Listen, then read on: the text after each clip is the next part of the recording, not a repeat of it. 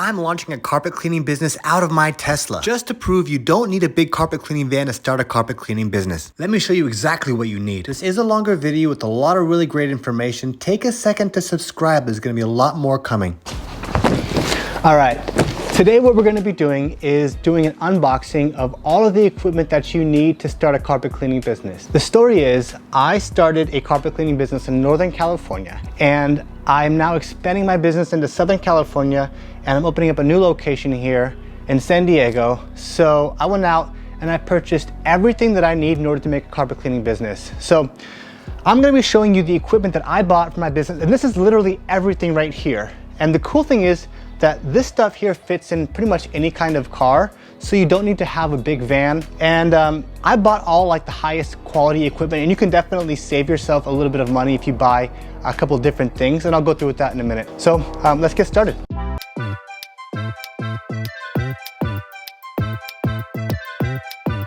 So the first piece of equipment is this Auric Orbiter.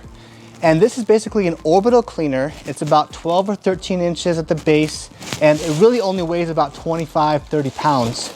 And this is a well-known, trusted machine that a lot of people in the industry use. And I've never used this machine, so after unboxing, we're gonna actually do our first carpet cleaning today. This thing has a 50-foot extension cable. This is made for commercial use. This is professional grade. So I'm looking forward to giving this a shot. So it comes with a pad driver. This is where you put the different pads on. And these here are the different pads that we're gonna use. So basically, this fits right on here like this. Okay, and basically this goes, I don't know if you can see that, but basically this is gonna go right here. And this thing spins around, and you use these different heads right here, these different pads, in order to do your carpet cleaning. So it looks kind of silly, but I'm gonna show you how well this thing actually performs today. But yeah, this is the Auric Orbiter XL. This thing cost about $400. You can get them on Amazon. You know, this thing's not just for carpet cleaning. This thing's also good for like deck cleaning and hard surface cleaning as well. And so this is a very versatile machine, and you can even use this on stairs. So this is a pretty versatile machine. If you're on a budget, this would be a good first machine to buy. Second thing we're gonna open up is this vacuum cleaner. I went with this Shark Navigator for a couple of reasons. It's a good mid-level vacuum, and it has a really nice upholstery tool, and that's important when you're cleaning stairs and stuff like that, because you want to have a good tool that's going to have a wide surface area to clean the stairs. And for some reason, not a lot of vacuums come with it. This one also has a self-cleaning brush that keeps the hair from raveling up and getting caught in the part down here. And it's got a nice 11-foot hose too, so it's just a nice, good, versatile vacuum that you can use. This vacuum costs about $220. My first vacuum that I purchased for my first carpet cleaning business, I paid $80 for. So, you know, you can purchase a cheaper one, and you may end up having to just replace it sooner. Since this is my second time around, my second location, I opted for a little more expensive of a vacuum cleaner, but I know it's gonna last longer and do a better job. So this is what I got here, the Shark Navigator. What's crazy is they have a lot of different Shark Navigators, and they don't really tell you what the difference between all of them are, but all of them have different prices. So I'm really not sure. But this is the one I got. It cost about $220. It's normally $260, but it was on sale for $220. I picked this guy up at Target.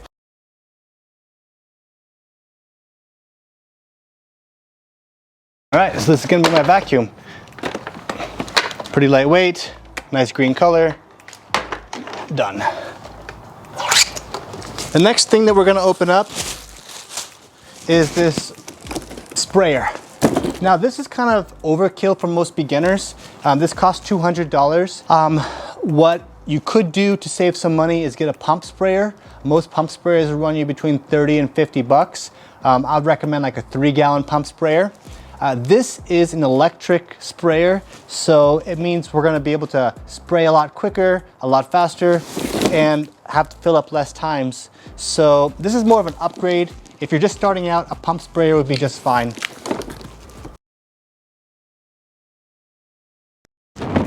This particular model comes with the battery and the charger, which is nice because I know a lot of the different Ryobi sprayers do not come with a battery or a charger. And I know that I can use this battery for different tools as well. So if I get other Ryobi tools in the future, then the battery and the charger, I'll be able to reuse them. So I'm just assembling this here.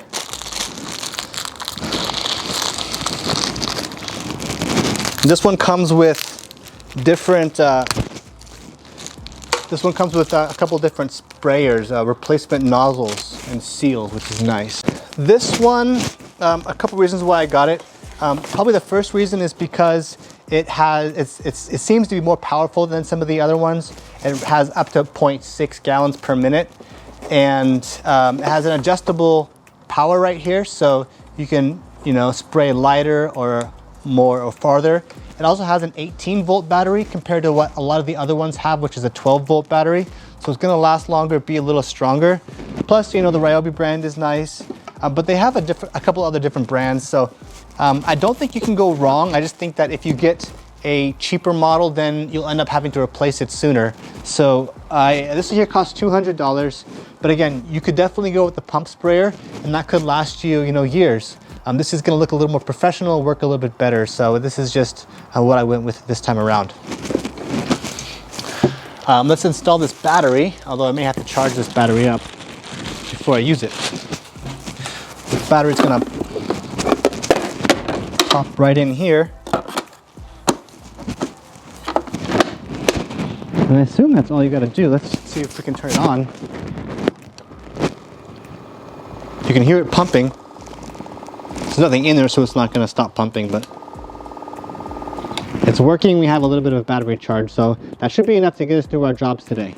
Now I'm going to go through some of the different pieces of the carpet cleaning equipment that I bought. So the type of carpet cleaning we're doing is called encapsulation, sometimes known as very low moisture, sometimes known as bonnet cleaning. There's a lot of different words for it. But the basic principle is you are spraying the chemistry down on the carpet, and then you're scrubbing with these different pads, and then you're absorbing with these more absorbent white pads, okay? So the typical pattern is you scrub and then you absorb. So that's why I have the different pads here. These red ones tend to be the most rough, and this is what we would start the process with. And I got a couple different sizes. I got the 13-inch and I got the 15-inch here. So this is actually a 12-inch driver. So this 13-inch is actually going to hang over the edge a little bit, which is actually okay, and that's actually what you want. Because if there's a little bit of a buffer, then it's not going to scrape or rub the sides of the walls and stuff. And also, it just gives you a little bit of a buffer. So it shouldn't be exactly the same size as the driver. It should be an inch or two bigger. I also got these 15 inches, which is a little bit bigger. Maybe a little bit too big for this pad driver, but I did want to have this as an option. They also didn't have a whole lot of options available. So I got the two sizes, the 15 and the 13, to start out with.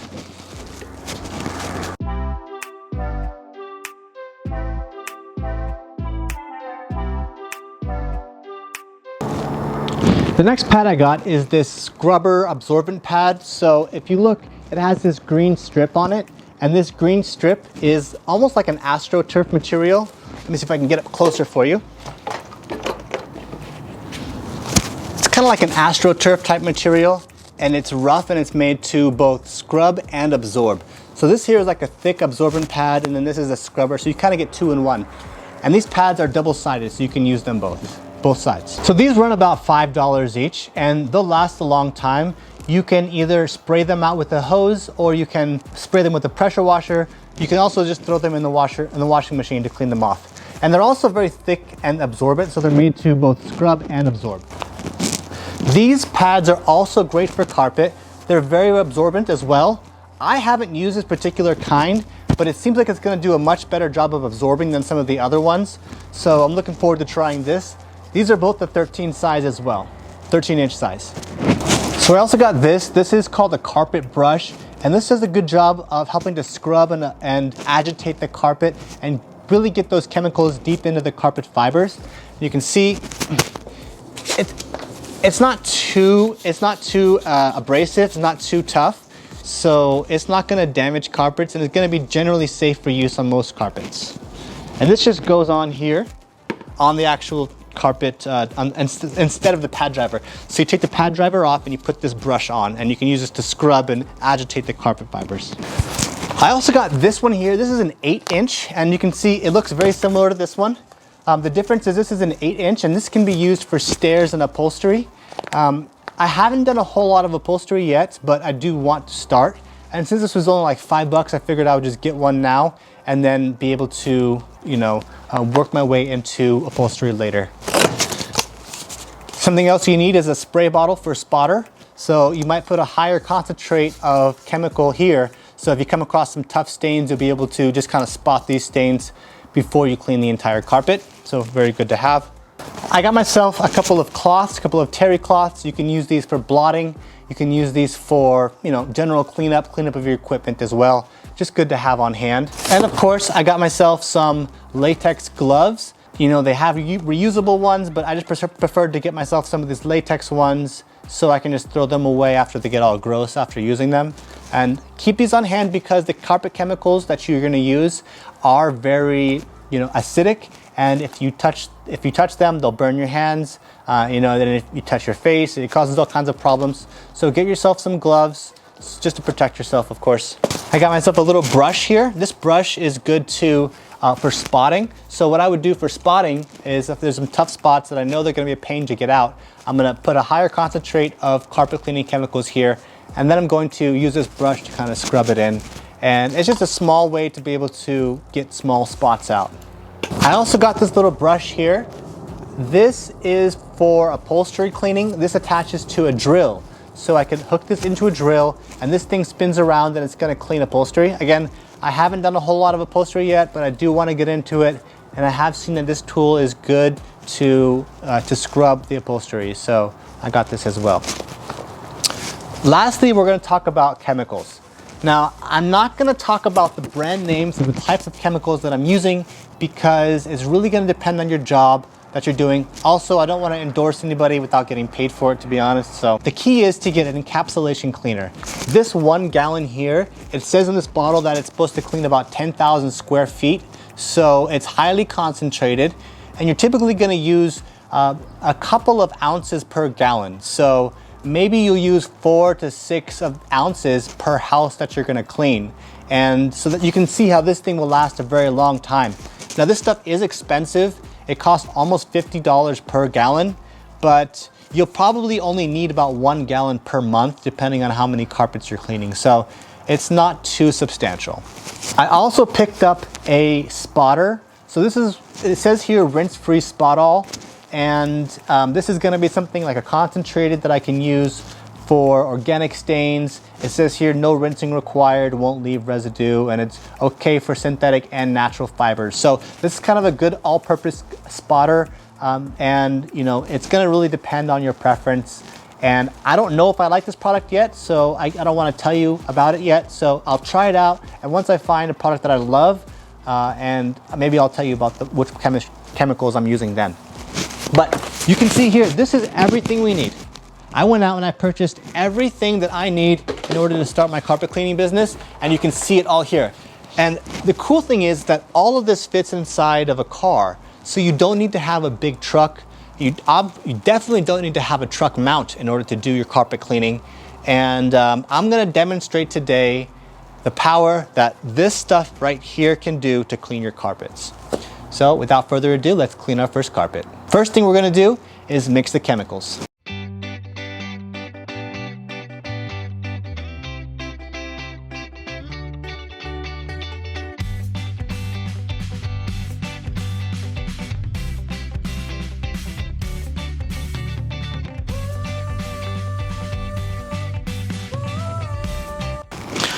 Okay, so this is the carpet we're doing today. This is like a low pile Berber style carpet. You can see the traffic lanes here is going to be one of the major problems. And the traffic lane is a lot darker than the rest of the carpet. And then we have this corner here, get out of the sunlight, where there was a table there and it just didn't get cleaned for a while. So it's quite dark in this area, as you can see. Right there, we got some stains over here. And just kind of general upkeep. Again, the traffic lanes are going to be the biggest cause of concern here. So, yeah.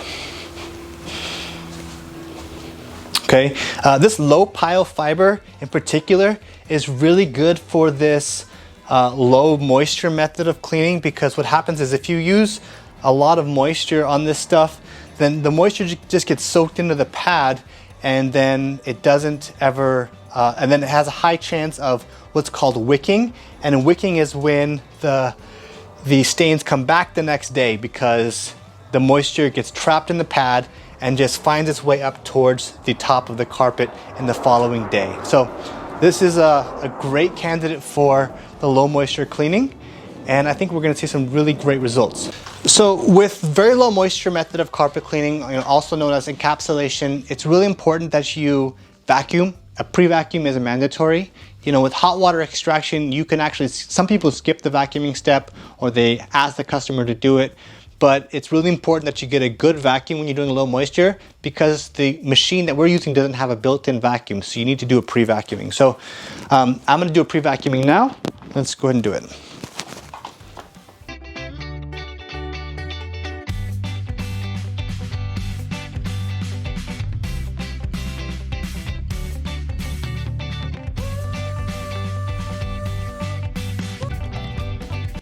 I just want to show how much, you can get a lot of matter in the vacuuming.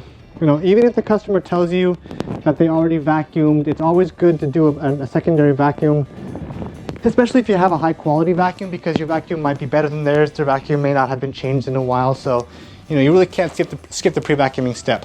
So the next step is going to be to do a pre-spray, and we're going to do that now.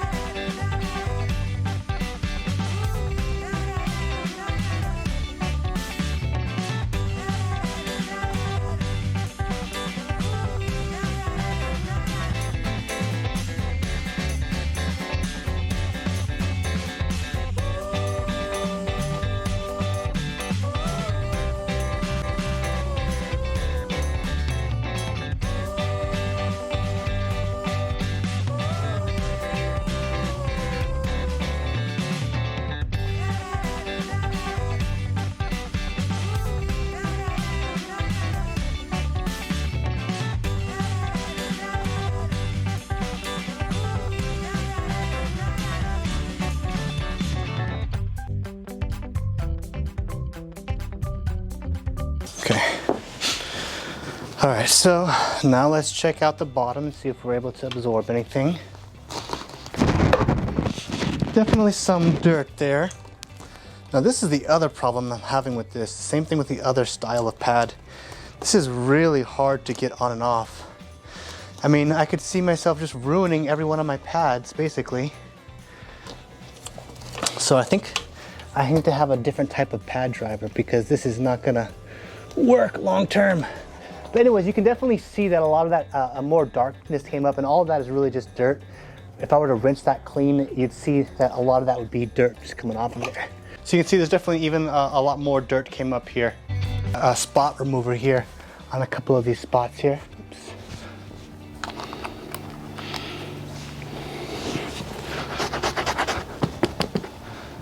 See if we can't make some improvements here. And some of this stuff may or may not come up, but just a couple drops there, and then I'm gonna blot it up. Here's the final product. As you can see, it made a really big difference, especially in this traffic lane. If you found this useful, subscribe. I'll be doing a lot more like this.